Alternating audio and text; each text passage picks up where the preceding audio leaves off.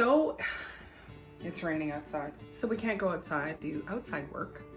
So we're gonna be staying in, and hopefully tomorrow it won't be raining and we'll be able to get some gardening because we've got some exciting things and changes that we're gonna be making out there. So today, as Farmer Mom in the kitchen, we are going to be making some new stuff. What are we making, Marissa? Parmesan cheese and possibly feta if we have enough time. Oh, do we have enough milk to make a feta? We're not making feta, we're gonna make Parmesan cheese.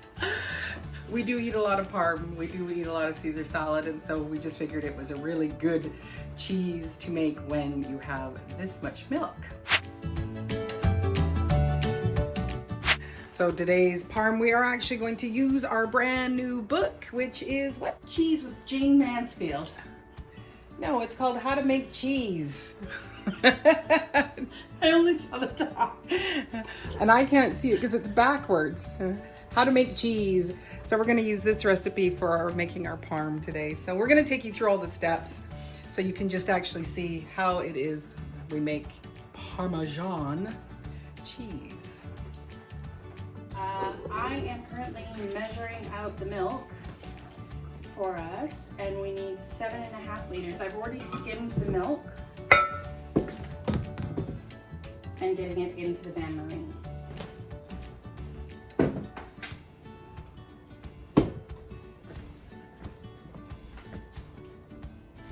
We've got 2 liters going.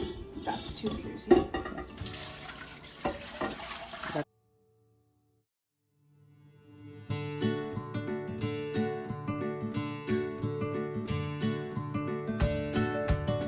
So now we are just going to get it up to temperature. Our temperature needs to be what, Marissa?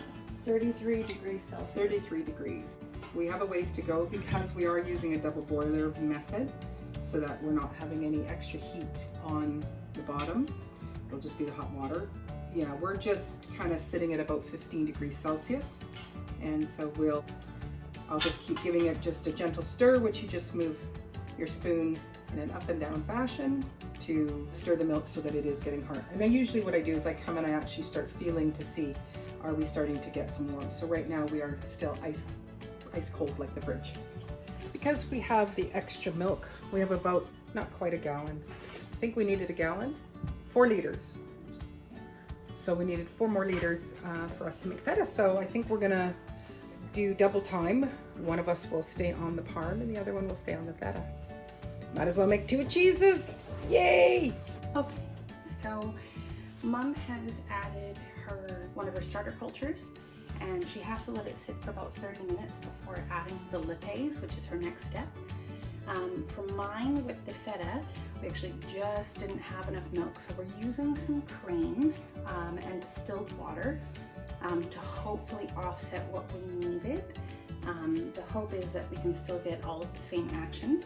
I've just added my feta culture, and then the next step for me will be to add the calcium chloride as well as the rennet, and then keeping an eye on the temperatures and hopefully getting a nice curd after that. So I will show you, I believe, the next steps after that. Yay! So we have finished our 30 minutes, and now we have to add our lipase, which was already diluted. I always say to swirl a bit so they get all the little bits, because there's such small amounts that you're using by maintaining our 33, which we are, which is awesome. Good, good. And then we're going to add our rennet. Add it to a tablespoon of water. And this is the coagulant to start our curds. We're just going to stir, make sure we have our good temperature. So we stir for a minute. Talk amongst yourselves. What's your favorite cheese? One thing I find that's quite amazing is that you heat it up only to 33 degrees or whatever, and then you put a lid on it and it sits for an hour and it maintains the heat. It's quite remarkable. I don't know if it's because of the pots that I use. I know that with the Lifetime cookware, it keeps your items hot, but when we're just using this big stock pot, I find that it still stays warm. So come back in 30 minutes. Go fold some laundry, Maureen. Okay. So we are done our second 30 minutes, and so now we're going to come and see. I'm going to be cutting the curd. So you can come over and have a look. And so you always test the curd first by, you know, you can either pull it away from the side to see that it's got enough kind of thickness, but you can give a little cut and then lift up just to see again it's got nice curd. And so with this one, and there's different methods of cutting curd, this and what the sizes are. This one wants it really, really small, so I'm making these all along the edge.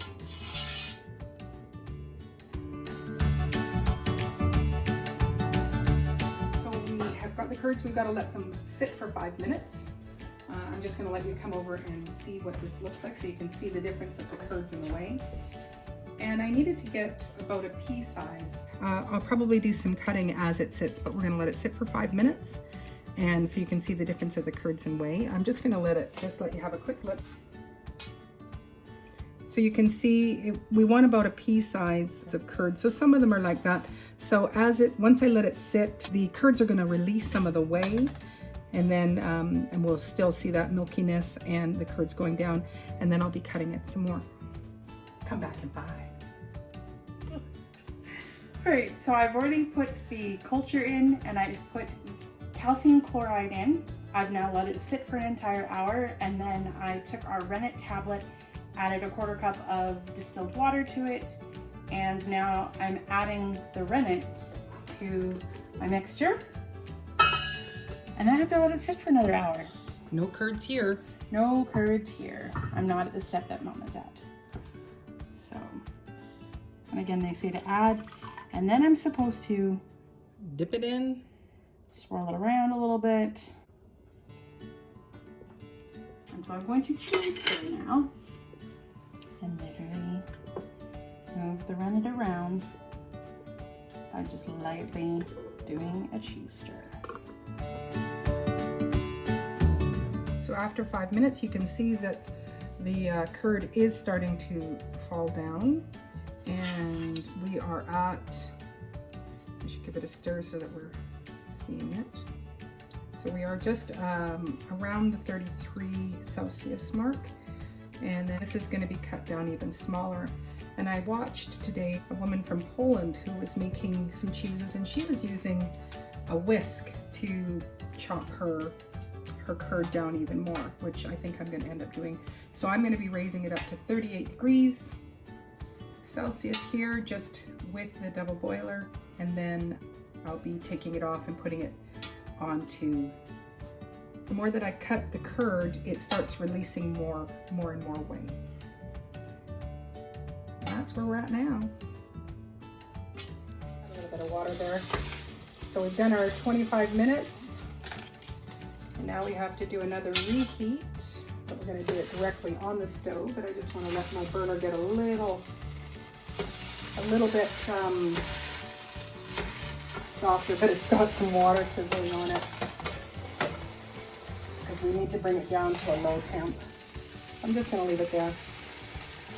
So now we're going to bring it up to another temperature of 125, but it's got to take over 15 minutes to get there. But the curd looks really nice. You can see through this part as I am going to use my whisk and use that just to break it up smaller. And what I've seen with the different cheeses that I am making, I'll just turn that off and it won't sizzle so much. Oh, it's the humidity under the pot. So the different cheeses that we've made, the basic start and stop is all the same. But what happens is what you do in the process.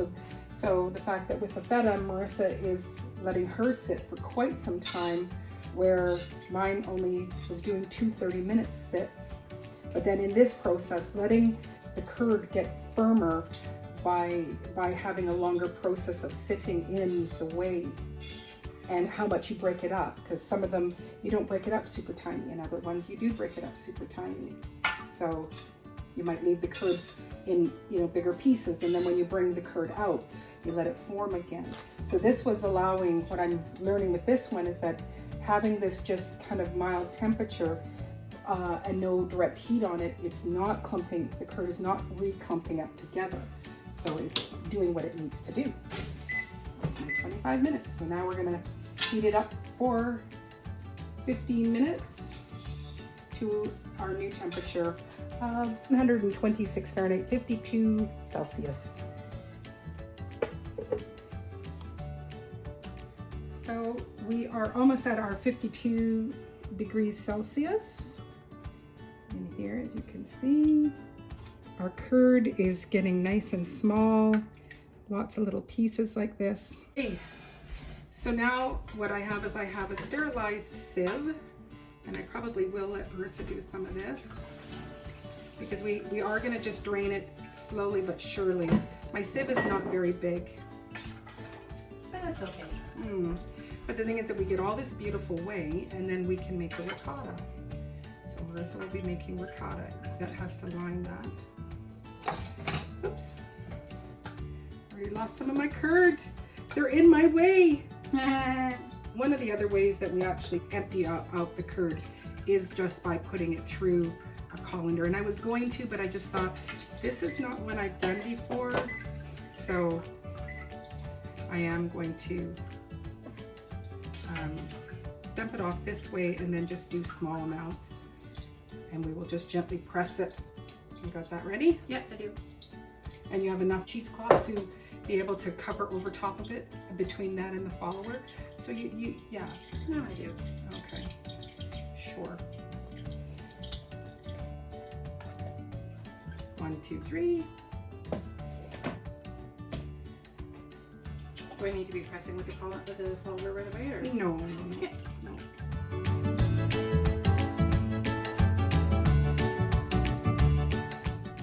What do you think?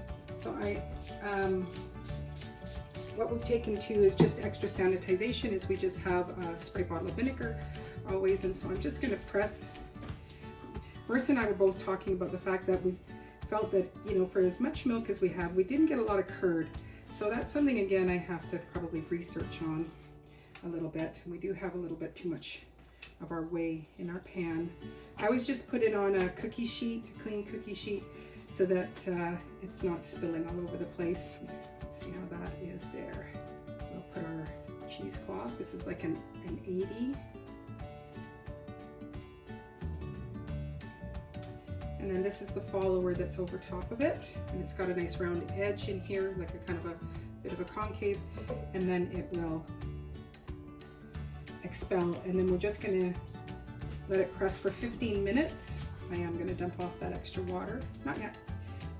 So we're probably just gonna get a can maybe, but that's not, we need something about 4 pounds for 15 minutes.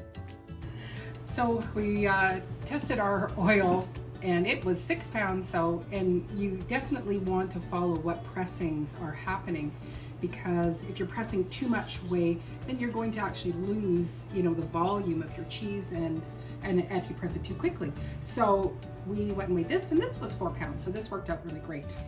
But now we're going to do our first flip. And you can see, I'm not sure if you can see there, the extra whey. There's lots of whey that's just kind of gently seeped out. And so we lift up our cloth, and it was a very gentle press. And it's very thin, I think. Actually, I'm going to take it completely out, and I will have to dump off this whey. I'm going to stick it on here, just so I'm not absorbing up more of the whey. And this next press will have a heavier amount of weight on it, and so we'll actually see where it starts to smooth out. But you can see it's kind of congealed together. So this is going to be a very thin Parmesan. It's also probably how wide my my cheese press is, so I'm going to stick him on there, and we'll just wring this out. Not going to have as much. I'm going to have it how you had it the first time, Marissa. And then we're going to flip it over so that we get a nice rounded edge. And this next press will be a heavier press, so we'll get more of that whey squished out.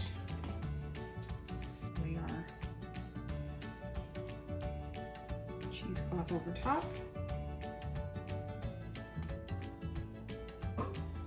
And then I think we have to get a 6-pound press for this next one. So I'm here in place of Mom. It's now sat for the half hour that it needs to sit for. And so the next step is to again do another flip, and then I'm going to be adding about 20 to 25 pounds of weight on there afterwards.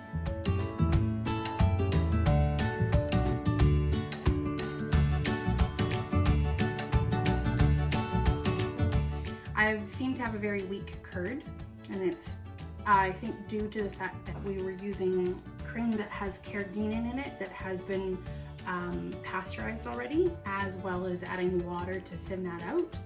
So it's just because we didn't have enough milk, so we were trying to get to the 4 liters that we needed. So I've done the extra steps to try to strengthen the curd prior to cutting it, but that was not happening. I wasn't getting a clean break, meaning when you cut it with a knife and there's a clean way between the curds. Now what I'm trying to do is heat it up to about 95 degrees and let it kind of strengthen the curd, hopefully. And then after that, I will be pressing. Okay. So I let it heat up to try to strengthen the curd. That's not working either. So I'm going to continue on with the steps. We may end up with a very soft feta, but what can you do? It's like Julia Child says, whoops!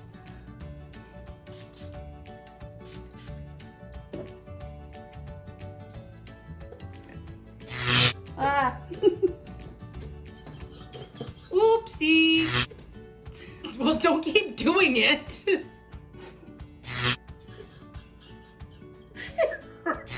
Well, stop doing it.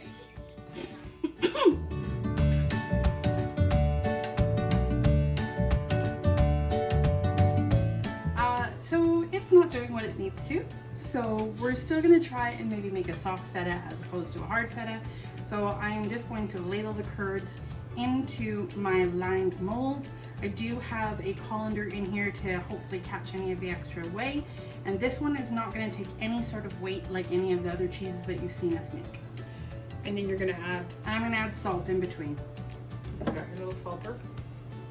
And my hands are clean.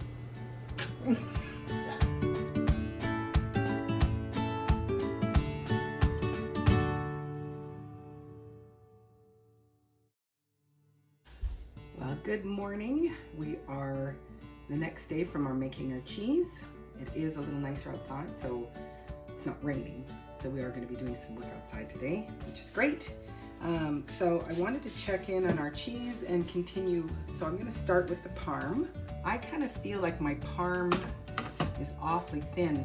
So what I have here is the brine, and it's going to sit in this brine for 24 hours. It almost used an entire box of my pickling salt. I needed 800 grams in 4 liters of water, and we chose just to use the big pot. So, you know, I question, it's like, is this gonna be too salty for my parm? I don't know. So let's pull him out. Yeah, it's very, very thin. It's a thin parm. It'll make it easy for grating. You know, again, I don't know. See, it's pretty thin, you know, for the amount of milk that we used. But now he's gonna sit in here for 24 hours. And that's it. He's just floating in there in the bottom. And so we can remove that. But I also will chat about our other cheeses that we did. So with our feta that we kind of monkeyed around with, Marissa took it out today and found that it's very, very soft. So, you know, putting in the extra homogenized cream and the water, we might have made some errors there. So it is very, very soft, but what I might do is I might just make it a whipped feta. And so we are gonna continue to press it because you know, when I do put my hand on it, I can see that some of the juices are weeping out. So I think I might put a little bit of a heavier weight just to give it that push. We just had a light jar on it, but I think we'll put something heavier on it today. And then our leftover whey, oh, you know, the leftover whey we use it to make ricotta. And it seems that when Marissa uses it and makes ricotta, it turns out pretty good. If I make it, it's a fail. So far I've made a very hard ricotta, which then it's a grating one. It'll be a couple months before it's ready. And then the second one I did, it's super, super soft, so it's almost like it's a spreadable ricotta. And then today's, with all that milk that we had, we got very, very little curd that came into it because I was making it. It seems that if Marissa's making it, it's not so bad. So we had just tucked it into this one, and I'll just show you here. So again, I made it, and it comes out more like a cream, if you can see that. So I am going to scrape that off, and we'll use it with something. I don't know if you can see that. So I will pull that out later. It's still just dripping. And then the last thing I'm going to do is look at our Havarti. So, the Havarti's cures for the first week, I need to take it out and wipe it down to keep the moisture off because it is curing in the regular fridge right now. And so I just take this one. I'm really pleased with. My Parm, not so much. Our, Frankenstein Feta, not so much. Whatever the heck that is, I don't know. But when I pull my, I think this is my Havarti. And when I pull it out, I can see, you just dab it. And if there's moisture, I think we're done with this one. And it can either be waxed or it can be vacuum sealed. Yeah, I'm not seeing any more moisture on it, but oh, it smells like Havarti. It smells delicious. And then my dill, you can just really smell that wonderful fresh dill. So I think today I'll be vacuum sealing these. They feel really good. You got a little bit of the red pepper on you. And then the last one is the red pepper, and just pickled red pepper, or red and yellow pepper. It smells delicious as well. So I think those will go and get vacuum sealed and then be put in the cheese cave. So some successes, but we're new to making cheese from raw milk. So, it's one of those things. It's a trial and error, and you go, so far the Carafilli has turned out really great. The Havarti has turned out great. I'm a little bit confused about my Parm. I will weigh it because it could be just the fact that this container that I'm using was way too wide. That if I would have had one that was a bit more narrow, then we would have had a nice chunk of Parm. So we'll see.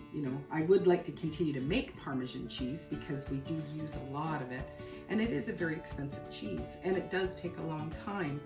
So it's like if I start building up my Parmesan cheese supply, within the next 9 months or so, then I can have Parmesan cheese all the time. So even if it's every second month, because Parm does seem to last, you're only grating a small amount. Unless you're my family, then you grate a large amount. So that's where we're at with our cheese today. And have a great day. Okie dokie. So the Parmesan has been in the brine for roughly 24 hours, just a little bit above. Now the next step is to remove it from the brine and pat it dry, and then literally let it sit for about 10 months in what's called a cheese cave. In our case, it's a cheese fridge, and usually they want it to sit around 10 to 13 degrees, so warmer than what you have in a refrigerator, and about 80% humidity. So I'm going to do the normal steps of sanitizing my hands quickly and then patting it dry, and then that's it. Nice and done. Yay! So I just wanted to show you up close how lovely this cheese is. It already seems to have a harder rind, especially on this side, which was the side that was up first. On the back here, it's still a little moist, not bad, but as you can see, like there's no give to it at all, unlike our other soft cheeses or medium soft cheeses. So this is going to be great. And so basically, again, we are just going to be putting it into our cheese cave. They wanted us to turn it daily for the first 3 weeks, and then after that we're going to be turning it weekly. And that's about it. Yay!